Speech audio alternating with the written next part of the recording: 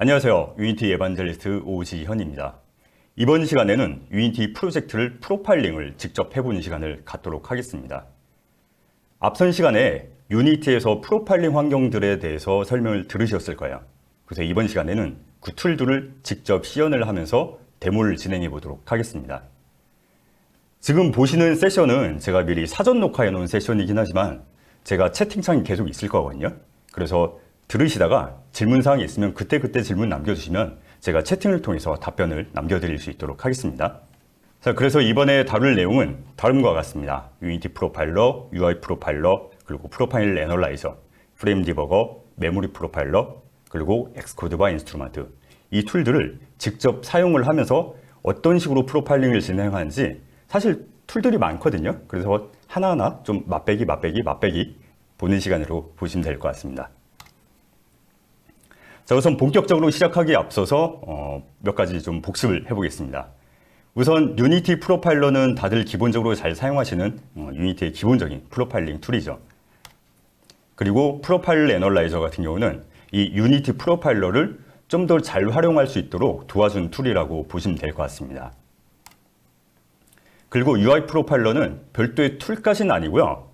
유니티 프로파일러 안에 있는 UI 모듈이 있거든요. 그래서 그 유니티 프로파일러 안에 있는 모듈이라고 보시면 될 것 같습니다. 그리고 프레임 디버그는 말 그대로 한 프레임의 렌더링 순서가 어떻게 되는지를 그 프레임을 순서를 살펴볼 수 있는 프레임 디버거 툴이라고 보시면 될 것 같고요. 그리고 메모리 프로파일러는 말 그대로 메모리를 프로파일링 할 수 있는 툴인데 최근에 버전 1.0이 되면서 굉장히 기능이 다양해지고 기능이 강력해졌거든요. 그래서 꼭 거의 필수적인 툴이다라고 보시면 될 것 같아요. 그 외에도 유니티에서 제공하는 툴 외에도 여러 가지 벤더에서 제공하는 툴들이 있습니다. 뭐 스냅드래곤 프로파일러라든가 아니면 엑스코드 등등 여러 가지 툴들이 제공이 되는데요. 그중 이번 시간에는 엑스코드를 통해서 디버깅을 해볼 겁니다. 그래서 엑스코드 같은 경우는 되게 좀 기능이 많이 강력해요. 그래서 엑스코드 인스트루먼트를 통해서 CPU를 어떻게 프로파일링 하는지 살펴볼 거고요. 그리고 이 엑스코드에서 GPU도 프로파일링을 할 수가 있습니다. 특히 유니티에서 모바일 기기 연결해가지고 유니티 툴 안에서 GPU 프로파일링 하는 거는 되게 좀 많이 제약도 심하고 까다롭거든요. 근데 엑스코드 같은 경우는 연결하면 프로파일링이 되게 쉽고 간편해요. 그래서 그것도 한번 살펴볼 예정입니다. 자, 우선 유니티 프로파일러는 모던 UI 팩이라는 데모를 통해서 좀 여러분들께 보여드릴 거예요. 네, 그래서 지금 보여드리는 화면은 제가 가지고 있는 애플 아이패드에서 이 데모를 실행하고 있는 걸 보시고 계십니다. 그래서 제가 일부러 이 엘리먼트들을 굉장히 많이 만들었어요. 그래서 스크롤 계속 넘겨보면은 프레임 드롭이 심하게 일어나는 걸 보실 수가 있을 거예요. 보시면 가만히 있으면은 30fps가 나오고 이걸 스크롤 하면은 쭉쭉 프레임이 떨어지면서 뭐 6fps 정도 그렇게 나오고 있죠. 그리고 제가 일부러 이 엘리먼트가 많으면 느려진다는 걸 보여드리기 위해서 좀 일부러 상황을 극악으로 만들어서 왔고요.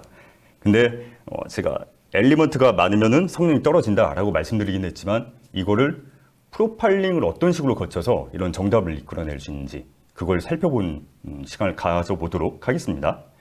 자, 우선 그러면은 유니티에서 기본적인 프로파일링 툴 통해서 유니티를 프로파일링 해보도록 하겠습니다. 기계에 지금 앱을 띄워놓은 상태고요. 그리고 유니티의 프로파일러는 사실 다들 많이 잘 쓰시는데 많이 간과하시는 것 중 하나가 이 프로파일링을 할 때는 실제 기계에 연결해서 해야 된다는 겁니다. 그래서 프로파일러 툴 보면은 여기 타겟 디바이스를 선택을 할 수가 있어요. 지금 아이패드와 이 랩탑을 연결한 상태고 그러면은 이 연결된 목록이 나옵니다. 그래서 이 디바이스를 선택을 하고 실제 디바이스를 선택을 하게 되면은 이렇게 프로파일링이 계속 되고 있죠. 근데 여기서 제가 지금은 가만히 있는 상태예요. 이렇게 보시면은 가만히 있는 상태고 제가 스크롤 계속 해볼게요. 스크롤 왔다 갔다 해볼게요. 스크롤 왔다 갔다 해보면은 여기 프레임이 쫙 올라간 게 보이실 겁니다. 그래서 스크롤 다시 멈췄고 그럼 다시 프레임이 안정됐죠. 그래서 지금까지 레코딩한 걸 봐볼게요. 그래서 요 스크롤 한 부분 열어보면은 쫙쫙쫙 열어보면은 이런 식으로 프로파일링 결과들을 보실 수가 있습니다. 그래서 will render canvas, will drum canvas send will render canvas 이런 식으로 적혀 있는데 이 부분은 굉장히 많이 먹고 있죠. 이렇게 퍼센트도 나오고요. 이걸 잠깐 타임라인을 보면요. 타임라인을 보면은 지금 메인 스레드에서 다 막혀 있구나 라는 걸 보실 수가 있습니다. 여기 아래는 요 그래픽 렌더링 쪽 스레드인데 여기 gfx.wait for gfx command for main thread from main thread. 그러니까 결국 메인 스레드를 기다리고 있기 때문에 렌더 스레드도 펑펑 놀고 있는 상태고요. 그리고 아래에 있는 잡 스레드, 워커 스레드들 보면 다 아이들 상태로 나옵니다. 그러니까 지금 메인 스레드에서 뭔가 엄청난 짓을 하고 있기 때문에 렌더 스레드도 마찬가지고 워커 스레드도 마찬가지고 다 지금 펑펑 놀고 있고 완전 메인 스레드에 병목이 걸려 있는 거예요. 다시 하이어러키로 가서 보면은 캔버스 업데이트 점 프리렌더 샌드 윌 렌더 캔버스 결국은 다 캔버스를 업데이트하고 캔버스를 지지고 복구하면서 이 과정들이 오래 걸리는 거거든요. 그래서 이 부분 같은 경우는 조금 슬라이드로 몇 가지 더 설명을 드려야 될 것 같아요. 이 UI는 유니티 UI는 내부적으로 이 더티 플래그 시스템을 사용을 합니다. 보통 더티 플래그라고 한다 그러면은 계층 구조 시스템에서 많이 사용되는 그런 시스템이거든요. 예를 들어서 계층 구조라고 한다면 제 팔이 있다고 해볼게요. 제 팔은 제 몸에 붙어 있고 그리고 이 어깨, 팔꿈치, 그리고 손목, 손가락 이런 식으로 계층으로 이루어져 있죠. 그래서 제가 만약에 어깨를 움직인다. 그럼 그 안에 딸리는 팔꿈치, 손목, 손가락 그런 것들이 다 딸려서 움직입니다. 그렇기 때문에 이 계층 구조는 하나가 움직이면 그러니까 예를 들어 부모 노드가 움직이면 자식 노드, 하위 노드들 다 같이 연산이 되어야 되기 때문에 이런 움직임들이 한 프레임이 여러 번 일어나게 되면 중복 연산이 일어날 수도 있고 그러거든요. 그렇기 때문에 뭔가 계층 구조에서는 뭔가 변경이 일어나게 되면 더티 플래그를 세팅을 해줘가지고 이런 계산이 중복으로 일어나지 않도록 그런 처리들을 많이 해줍니다. 일반적인 하이어키 시스템에선 많이 있는 개념이고요. UI 역시 이 계층으로 이루어져 있기 때문에 이런 더티 플래그를 내부적으로 사용을 합니다. 지금 보고 계시는 코드 같은 경우는 유니티의 UI 코드인데 이 유니티 UI 코드 같은 경우는 여러분들 다 보실 수가 있습니다. 이게 패키지로 지금 배포되고 있는 코드들이 있기 때문에 여러분들 다 이 C# 코드로 배포되어 있는 거기 때문에 다 보실 수가 있고요. 예를 들어서 set all dirty 라는데 한번 봐볼게요.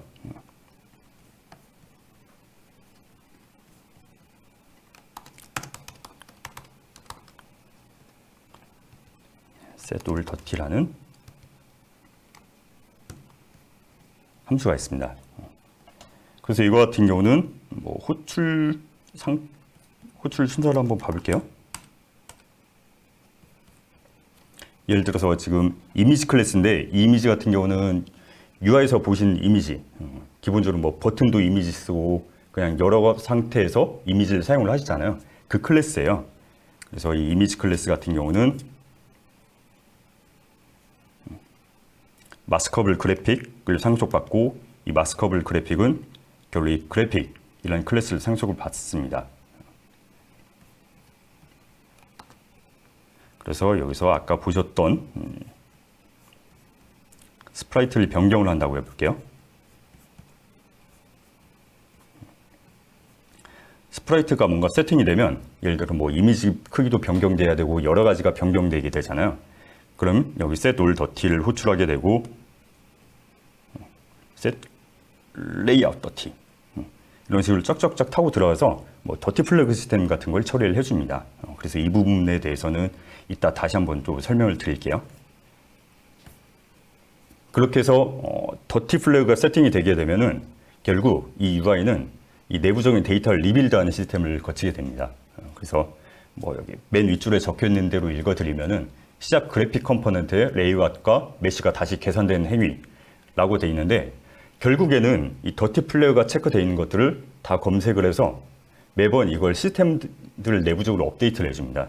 결국 이 UI도 그래픽을 내부적으로 메시를 만들고 표현을 해줘야 되기 때문에 이 메시를 계속 갱신하는 과정을 거쳐요. 그래서 아까 스크롤 막 이렇게 움직이면은 내부적인 데이터, 버텍스 데이터들 계속 변경을 해줘야 되기 때문에 이런 전체적인 UI 리빌드 과정을 거치게 됩니다. 그래서 그런 것들을 프로파일러로 보게 되면은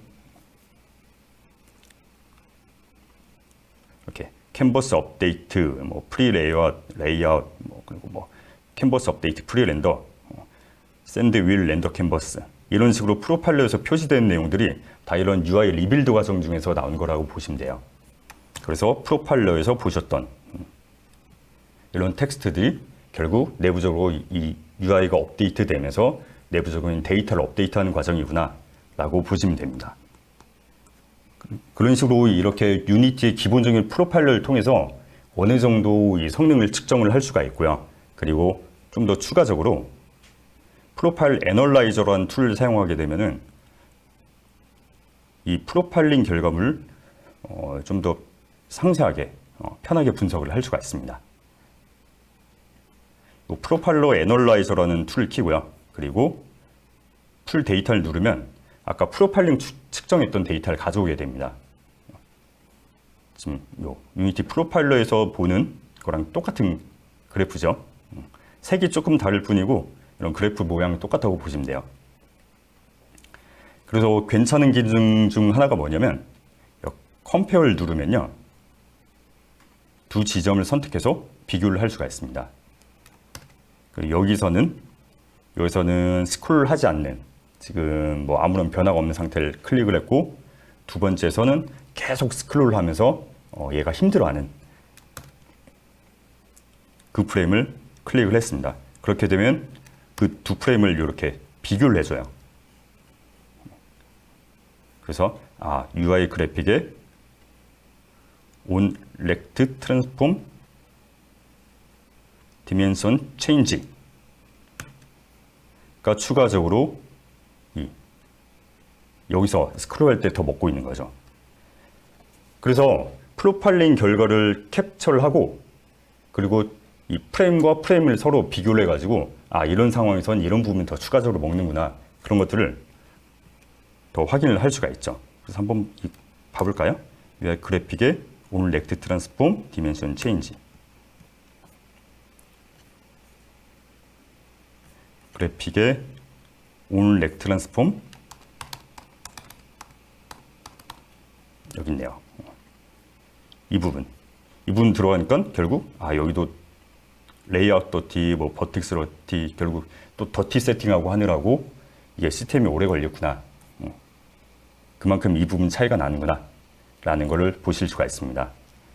이런 식으로 유니티의 기본 프로파일러 뿐만이 아니고 이 프로파일 애널라이저를 이용을 하시면은 많은 부분을 프로파일링하고 분석을 하실 수가 있습니다.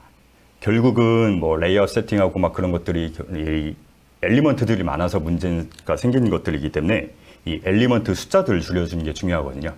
그래서 보통 게임 만드실 때 총알이라든가 막 몬스터라든가 그런 것들 오브젝트 풀 많이 사용하시잖아요. 이것도 마찬가지로 UI도 오브젝트 풀 이용하게 되면은 이런 성능이 많이 떨어지는 것들을 잡아낼 수가 있게 되는 거죠.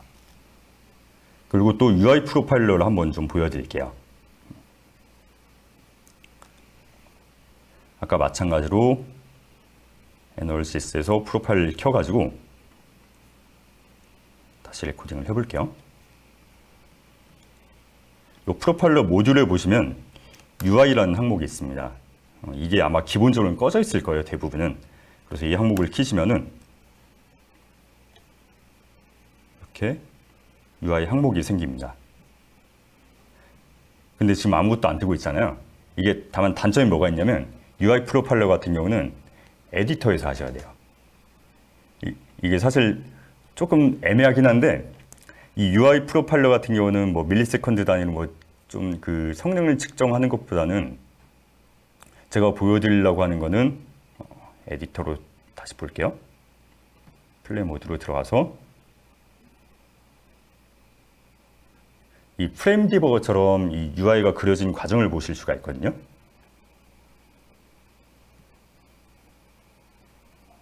자, 다시 레코더 버튼을 누르고 보시면 이렇게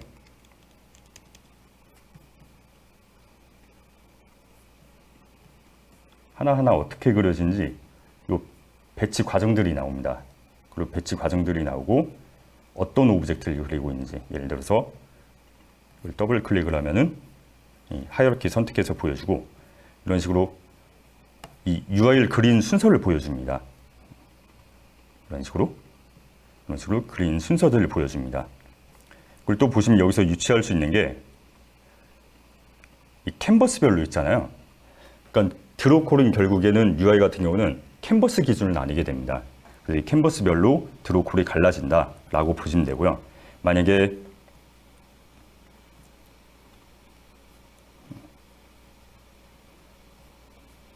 여기서 드로콜이 갈라진다 그랬을 때 이유가 나와줍니다. 서로 다른 텍스처를 사용하기 때문에 갈라지고 있다. 이런 식으로 콜이 갈라진 이유도 나오기 때문에 이 UI가 그려진 순서를 좀 상세하게 보실 수가 있습니다. 물론 이런 식으로 보일 수 있는 게 프레임 디버거에도 있긴 하지만 이따도 설명드리긴 할 텐데, 프레임 디버거 같은 경우는 UI의 이 배칭이 깨진 조건을 표시해 주지 않아요. 그래서 UI를 렌더링할 때 배칭이 깨진 조건 같은 경우는 이 UI 프로파일러 툴을 통해서 확인을 하셔야 됩니다. 그래서 그런 좀 번거로운 점이 있기는 해요. 그래서 어쨌든 UI 전용 모듈이 따로 있다. 그래서 이걸 통해서 UI도 디버깅 해볼 수 있다 라는 점을 알아두시면 될 것 같습니다. 근데 유니티의 기본적인 프로파일러 툴을 통해서 보긴 했는데 아까 말씀드렸던 것처럼 예를 들어서 캔버스 업데이트, 플레이 레이아웃 이런 식으로 여러 가지들 있긴 한데 여기서 더 딥하게 볼 수가 없거든요.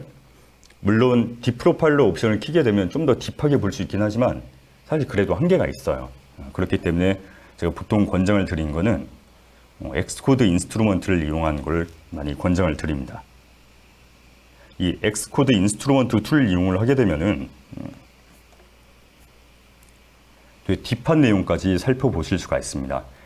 어차피 모바일 개발을 하시면은 안드로이드랑 애플 둘 다 빌드를 하셔야 되잖아요. 그래서 결국은 엑스코드를 쓰실 수밖에 없는데, 이 엑스코드가 단순하게 보통 빌드를 하실 때만 많이 쓰시는데 프로파일링 디버깅용으로도 굉장히 강력한 툴입니다. 그래서 이 사용법을 좀 보여드릴게요. 여러분들 프로젝트를 만드시고, 엑스코드 프로젝트를 만드시고 빌드 하실 때 여기 있는 런 눌러서 많이 실행을 하실 거예요. 근데 프로파일링을 하기 위해서는 조금 내려서 프로파일 선택해서 진행을 하시면 됩니다. 그럼 프로파일링용으로 빌드를 좀 하고, 그리고 이 빌드가 끝나면은 인스트루먼트라는 창이 뜹니다. 그래서 여러 가지 항목들이 있어요. 그래서 보시는 것처럼 굉장히 많은 것들을 할 수가 있고요. 이번 시간에는 타임 프로파일러, 그래서 이걸 가지고 CPU를 성능을 분석을 해보도록 하겠습니다. 툴이 이렇게 뜨고 디바이스가 연결돼 있으면은 빨간 버튼이 있습니다. 누르고 싶게 생겼잖아요. 그래서 눌러주면은 이렇게 화면이 태블릿에 앱이 실행이 되고요. 그리고 지금 실행되고 있는데 이 툴에서 보시면은 계속 프레임이 기록이 되고 있습니다. 유니티의 프로파일러처럼 계속 프레임 단위로 지금 기록이 되고 있죠. 지금 이 상태에서 제가 막 스크롤 해볼게요. 역시 프레임이 튀겠죠. 막 스크롤 해봅니다. 다시 멈췄고요. 다시 멈추면 다시 프레임이 안정화될 거예요. 그래서 막 튀었던 부분, 이 부분을 좀 드래그해서 선택을 해보겠습니다. 기록은 중지하고요. 그래서 막 스크롤하면서 느려졌던 부분, 이 부분을 한번 좀 열어볼게요.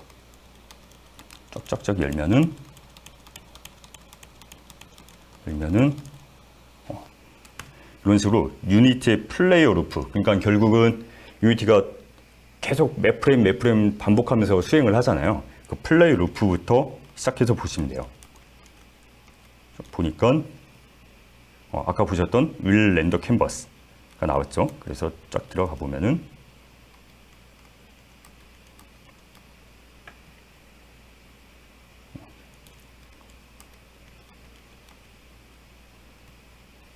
그래픽 두 메시 제너레이션, 이런 식으로 이 성능이 먹는 거를 되게 딥하게 들어가서 볼 수가 있어요. 근데 보시면은 예를 들어서 변수명이 이상하게 표시가 될 거예요. 이거는 콜론 2개인 것 같은 경우는 이건 CPP에서 보통 이렇게 표현을 하거든요. 이게 무슨 의미냐면 이거 CPP에서 이렇게 표시하게 되는데, 유니티 여러분들이 유저 스크립트를 작성하실 때는 보통 C샵으로 작성을 하시잖아요. 근데 이것들이 결국 CPP 코드로 바뀌어서 아이폰에 올라가게 됩니다. 빌드하실 때 IL2CPP라는 옵션을 선택을 하시거나, 아니면 요즘엔 기본적으로 강제로 IL2CPP로 강제가 돼 있을 거예요. 그 말즉슨 엔진 내부 코드 같은 경우는 CPP로 이루어져 있거든요. 근데 유저 스크립트 같은 경우는 C샵이었던 걸 그걸 IL2CPP라는 과정을 통해서 다 CPP로 변경을 하게 됩니다. 그래서 딱 봤을 때 이런 식으로 되어 있는 거는 유니티 엔진의 내부 코드라고 보시면 되고요. 쫙 내려서 보시면은 이런 식으로 언더바, 그래픽 클래스, 그리고 두 메시 제너레이션 메소드, 이런 식으로 언더바로 구분되는 경우가 있어요. 이거 같은 경우는 C샵 코드가 IL2CPP 과정을 통해서 CPP 코드로 변경됐을 때 이런 식으로 표시를 합니다.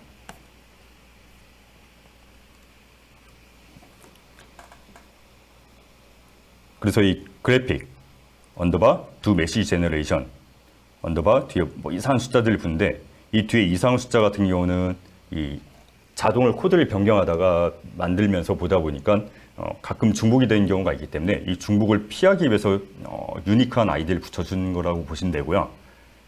이 앞에 있는 게 클래스 네임, 이 중간에 있는 게 메소드 네임, 그렇게 구분을 하시면 됩니다. 보면은 두 메시 제너레이션 해서 이미지 제너레이트 슬라이스 스프라이트, 이런 과정들을 통해서 이 부분이 두 메시 제너레이션이 오래 걸리는구나 라는 걸 보실 수가 있고요. 그래서 이 두 메시 제너레이션 같은 경우 보면은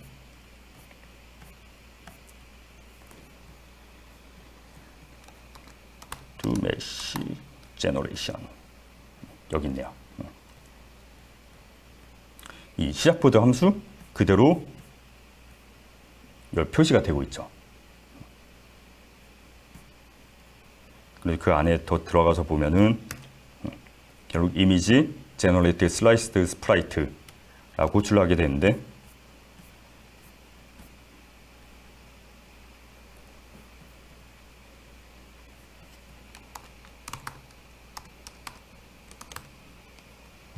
제너레이트 이 함수를 이런 과정을 통해서 호출하는 순서를 다 보실 수가 있어요.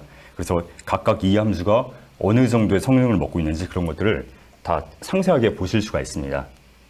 유니티의 기본 프로파일러는 이렇게까지 상세하게 표시는 하지 못하고, 그러니까 유니티 엔진을 만든 사람들, 유니티 엔진 개발자들이 이 프로파일러 마크를 좀 코드로 추가한 부분, 그런 것들만 볼 수 있는데, 이 X코드를 통해서 보게 되면은 이런 유저 코드 함수 단위까지 다 볼 수가 있기 때문에 되게 상세하게 프로파일링을 하실 수가 있습니다. 그래서 보통은 모바일 개발하신다, 그럼 X코드를 이용을 해가지고 프로파일링을 하시는 걸 많이 권장을 드립니다.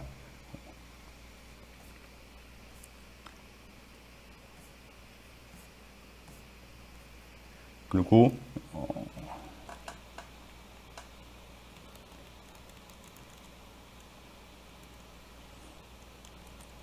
자, 여기서 또 다음 성능 많이 먹은 걸 한번 볼게요. 여기 UI Initialize Canvas Manager 보면 인보크랑 그리고 이 두 개가 많이 먹거든요. 그래서 아까 봤던 거는 위에 거는 57%, 방금 보는 거는 지금 30% 그렇게 먹고 있어요. 좀 내려서 보면은 아까 설명드렸던 set layout.t가 나왔죠. 셀 레이아웃 더티 여기서 보면은 get 컴포넌트 이 부분이 한 18% 정도 먹고 있네요. 이걸 코드로 한번 봐볼게요.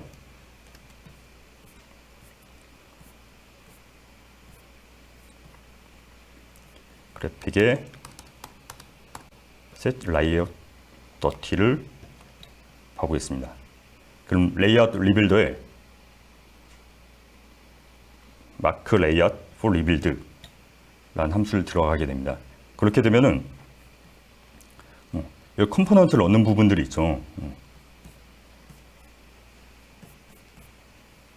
이 코드에 컴포넌트를 얻는 부분이 있고 그게 프로파일링 결과로 이렇게 나타납니다.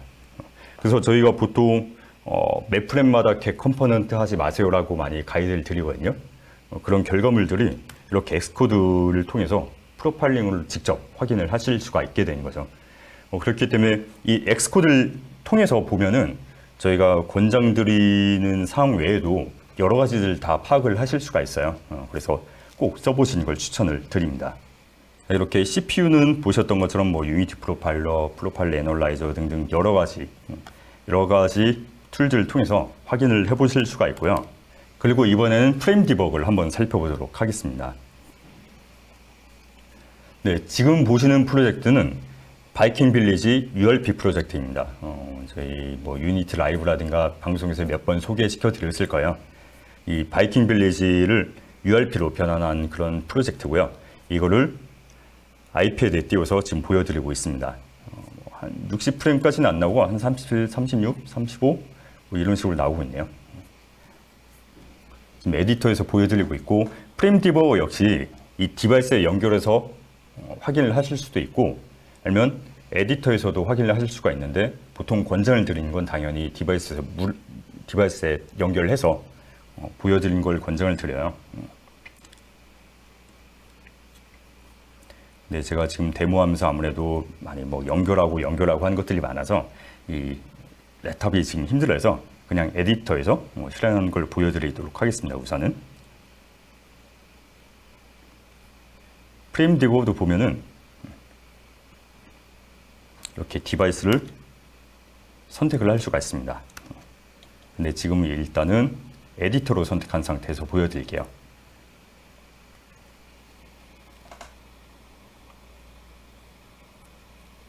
일단 앱을 실행합니다. 실행하고 여기서 이네이블, 이 이네이블 버튼을 누르면은 현재 프레임을 캡처해서 렌더링 하는 과정들을 보여주게 됩니다. 보시면 이렇게 드로콜 161 한 프레임을 그리는데 드로콜이 160개가 발생을 했구나. 보니까 그림자를 그리는데 그 섀도우 맵을 만드는데 36을 먹고 있구나. 이런 프레임 렌더링 하는 과정들을 다 보실 수가 있어요. 그리고 보니까 이펙트를 그리는데 이런 식으로 이펙트를 그리는데 몇 개를 먹고 있구나. 어떤 순서로 이펙트가 그려지는구나. 그런 것들을 다 확인을 하실 수가 있습니다. 근데 보시면은 몇 개는 그냥 화면이 안 그려진데도 아니면 되게 작게 그려지는데도 이런 식으로 표시가 되고 있죠. 아마 좀 최적화 팁을 한다 그러면 이렇게 멀리 있는 거는 조금 컬링을 해버린다거나 멀리 있는 걸 끈다거나 그런 식으로 하게 되면은 드로콜 좀 아낄 수가 있겠죠. 그리고 또 보면은 이 섀도우 맵을 만드는데 이것도 생각보다 콜이 많이 먹어요. 왜냐면 이건 지금 캐스케이드를 쓰고 있기 때문에 하나의 오브젝트를 그리는데 정확히 4배는 아니지만 얼추 요 4장의 섀도우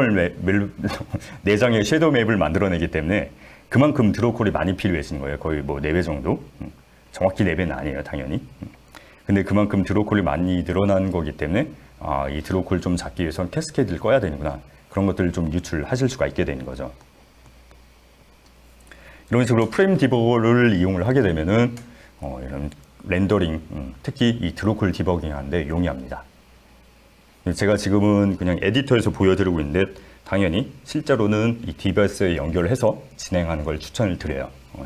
다만 제가 지금 뭐 데모 진행 환경상 이렇게 간단하게 에디터로 보여드리고 있습니다. 그리고 또 정말 강력한 툴 중 하나가 이 메모리 프로파일러입니다.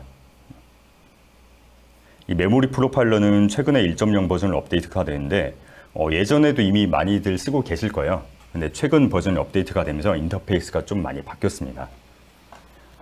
이것도 역시 에디터가 아니고 디바이스에 연결해서 하시는 걸 추천을 드리고요. 지금은 이 디바이스를 선택을 해서 보여드리도록 하겠습니다. 지금 디바이스에 연결해서 지금 프로젝트가 돌아가고 있는 상태고요. 여기서 스냅샷을 누릅니다. 그러면 스냅샷을 하는데 조금 시간이 걸릴 수 있고 뭐 경고문이 뜨는데 오케이 알았어 예스 해줍니다. 그럼 조금 시간이 걸릴 거예요. 왜냐면 이 디바이스에 연결해서 이 디바이스를 통해서 데이터를 가지고 하다 보니까 조금 오래 걸릴 수 있습니다.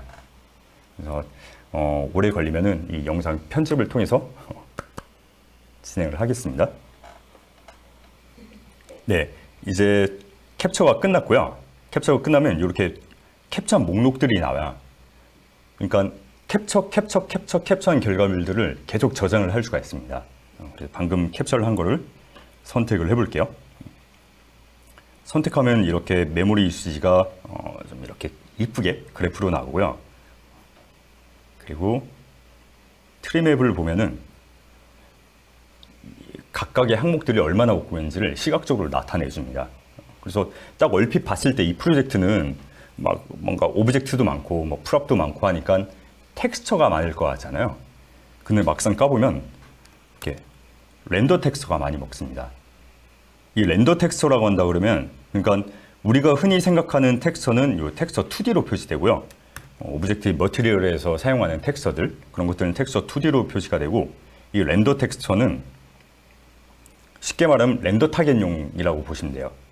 예를 들어 뭐 포스트 프로세싱을 처리한다거나 여러 가지 용도로 활용될 수가 있을 텐데 보니까 하나가 227.9MB 이렇게 크게 두 개가 먹고 있죠. 크게 두 개가 먹고 있는데 이 결국은 이 프로젝트가 해상도가 커서 그러거든요. 해상도가 또 크고 그리고 뭐 포스트 프로세싱 같은 것도 사용하고 하다 보니까 이런 식으로 내부적인 렌더 텍스트가 크게 차지하게 된 거죠. 보면은 뭐 카메라 뎁스, 뭐 임시 버퍼, 뭐 카메라 컬러 어태치먼트 A, B 이런 식으로 우리가 직접 만든 텍스트가 아니고 유니티가 내부적으로 알아서 뭐 이미지 처리를 하기 위해서 여러 가지 효과를 만들어내기 위해서 내부적으로 만들어낸 버퍼들이 이렇게 큰 거예요.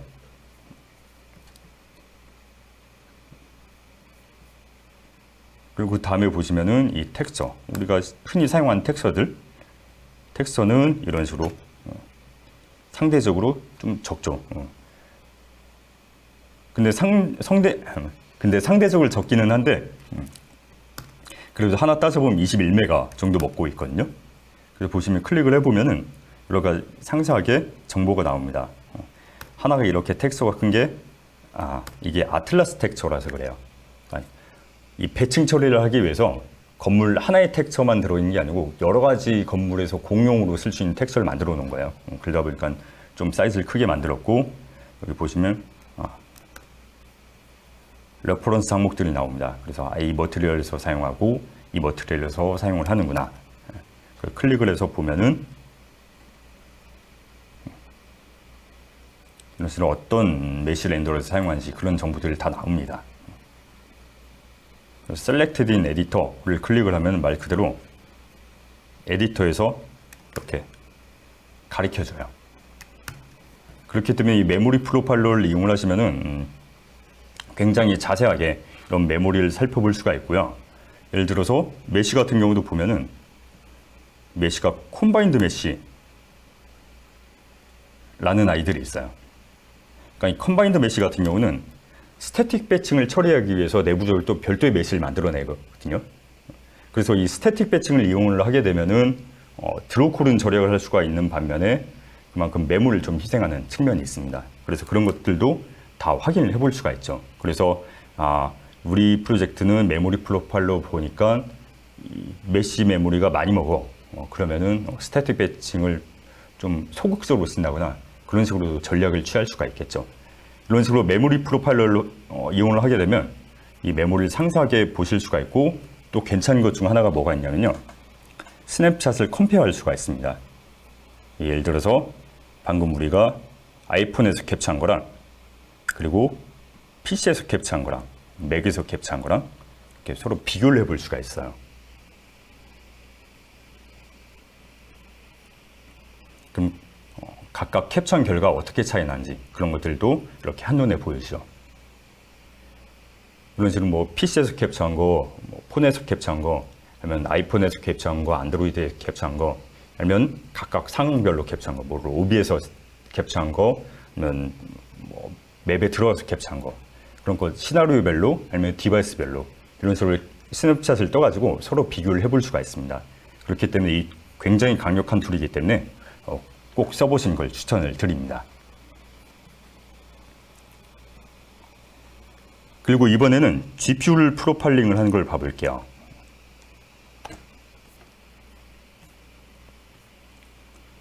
방금 보셨던 이 URP 빌리지 프로젝트를 실행을 해볼 거고요. 이번에도 역시 프로파일을 선택해서 빌드를 해봅니다. 빌드가 끝나면 이렇게 인스트루먼트 창이 뜨고요. 이번에는 여기서 메탈 시스템 트레이스를 선택을 해보겠습니다. 아까 CPU 봤을 때는 타임 프로파일러를 선택했고, 이번 GPU 쪽을 볼 거라서 이 메탈 시스템 트레이스를 선택을 하겠습니다. 그러고 나면은 아까 봤던 비슷한 창이 뜨고요. 그리고 역시 마찬가지로 누르고 싶게 생긴 빨간 아이콘이 있습니다.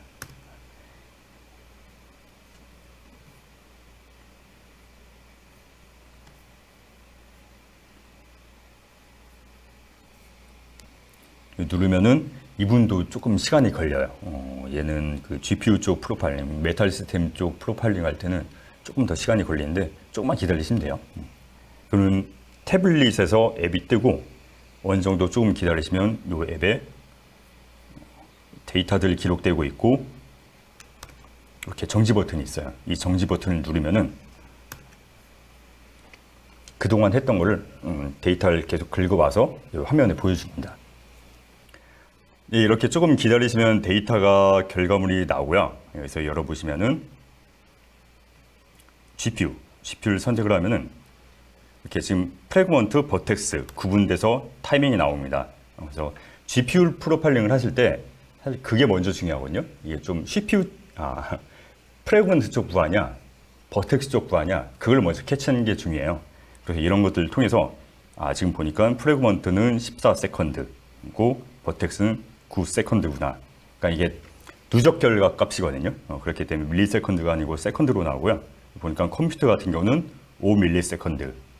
이 프로젝트 같은 경우는 컴퓨터 쉐이더가 거의 할 일이 없고, 결국엔 프래그먼트 쪽. 이게 결국은 해상도가 워낙 크다 보니까 이 프래그먼트 쪽이 병목인 거예요. 그걸 다시 얘를 끄고 다시 엑스코드로 넘어가서 이번엔 그냥 프로파일이 아니고 그냥 런을 해보겠습니다. 그래서 빌드가 다 끝나고 실행이 되면은 여기 아이콘 중에 이렇게 생긴 애가 있어요. 쇼 디버그 내비게이터 라고 있는데, 얘를 보면은 지금 실행되면서 CPU가 어떤 상황인지, 메모리가 어떤 상황인지 그런 것들 다 표시를 해줍니다. 근데 보면은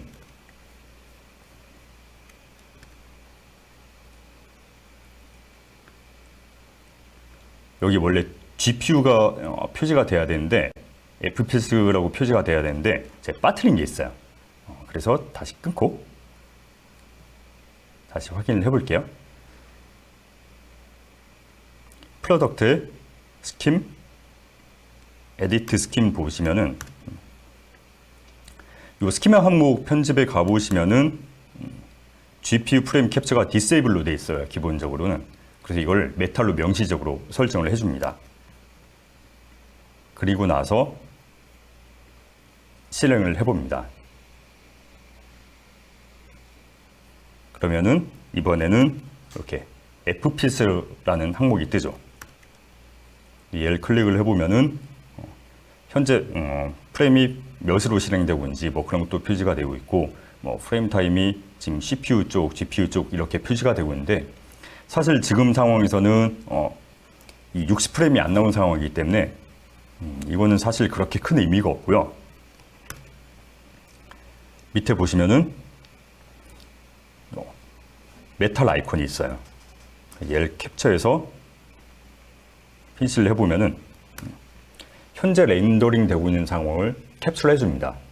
아까 유니티의 이 프레임 디버거처럼 지금 얘도 마찬가지로 한 프레임을 그리는데 걸리는 뭐 드롭 콜라 등 그런 여러 가지 정보를 캡처를 해줍니다.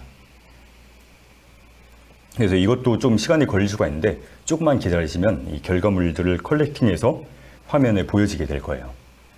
네, 캡처하고 나면은 이렇게 서머리를 눌러보면은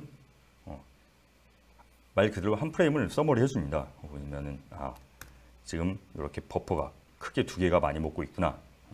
아까 메모리 프로파일러로 봤을 때도 좀 일반적인 2D 텍스처가 아니고 내부적인 버퍼가 많이 먹었었잖아요. 얘도 마찬가지로 그 버퍼가 두 개가 많이 먹은 걸 확인을 하실 수가 있습니다. 그리고 보면은 빌딩 언더바 빌딩 02 N 이 텍스처가 많이 먹는구나. 보시면은 얘가 ASTC를 쓰는구나. 그리고 사이즈가 4096이구나 하는 걸 보실 수가 있죠. 이런 식으로 인사이트에서는 메모리를 좀 많이 먹는 부분을 좀 이렇게 쫙 보여주고요. 그리고 이 좌측에 보시면은 요 콜이 어떤 순서로 작동이 되고 있는지 그런 것들을 다 보실 수가 있습니다. 이렇게 계층을 다 열어서 확인을 해보실 수가 있습니다. 그래서 이런 렌더링 순서를 다 세밀하게 살펴보실 수가 있어요. 그래서 유니티의 프레임 디버거랑은 조금 많이 정보량이 차원이 다르죠. 그리고 다시 서머리 말고 퍼포먼스로 가볼게요.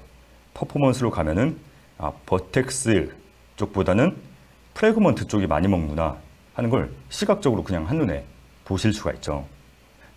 그리고 카운터를 보면은 쉐이더가 이 부분이 많이 먹는구나. 얘를 보면은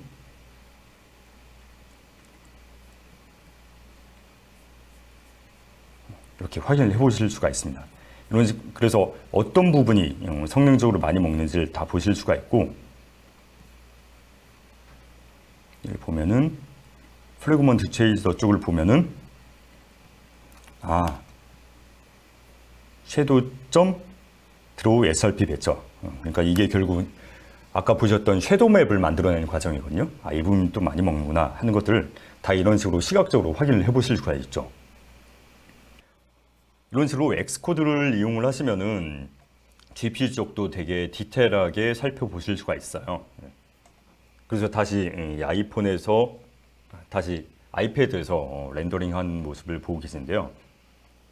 결국은 프로파일러로 우리가 확인했던 것처럼 얘는 버텍스보다는 프래그먼트 쪽이 부하예요. 그리고 결국에는 해상도를 줄이는 게 가장 쉬운 방법이긴 하거든요. 여러 가지 뭐 쉐이더를 가벼운 거 쓴다거나 아까 보셨던 캐스케이드 숫자를 줄인다거나 그런 것들 다 성능에 영향을 미칠 거예요. 예를 들어서 지금 기본적으로 원래 프로젝트가 쓰고 있던 스탠다드 쉐이더 말고 이제 라이트한 쉐이더로 만들어 봤거든요. 이걸로 바꾸게 되면은 프레임이 좀 올라가죠. 스탑을 하고 스탠다드 쉐이더로 썼을 때랑 그리고 좀 가벼운 쉐이더로 바꿨을 때랑 성능이 어느 정도 차이가 나죠. 그걸 또 예를 들어서 섀도우 캐스케이드 수절 1로 했을 때랑 그리고 4로 했을 때랑 어느 정도 성능이 차이가 나죠. 근데 해상도를 줄이면은 많이 차이가 날 거예요. 그런 식으로 많이 차이가 나죠. 지금 해상도를 반툭 낸 거고요. 지금 원래 해상도대로 그린 겁니다. 차이가 많이 나죠. 근데 보시면은 시각적인 차이는 별로 안 나요. 이게 아이패드 같은 경우는 픽셀이 워낙 작다 보니까 이걸 해상도를 반으로 줄여도 이렇게 차이가 안 나는 상황을 보고 계십니다. 그래서 URP에는 렌더 스케일이라는 항목이 있습니다. 이 렌더 스케일이라고 하는 것은 3D 렌더링 해상도를 줄이고 대신에 UI를 렌더링한 해상도는 그냥 원래 해상도대로 그리고 대신 3D 공간만 해상도를 줄이는 거예요. 그렇게 되면은 유저들이 봤을 때는 조금 상대적으로 티는 덜 나는 대신에 그만큼 프래그먼트 비용을 아낄 수 있는 그런 일종의 트릭이라고 보시면 돼요.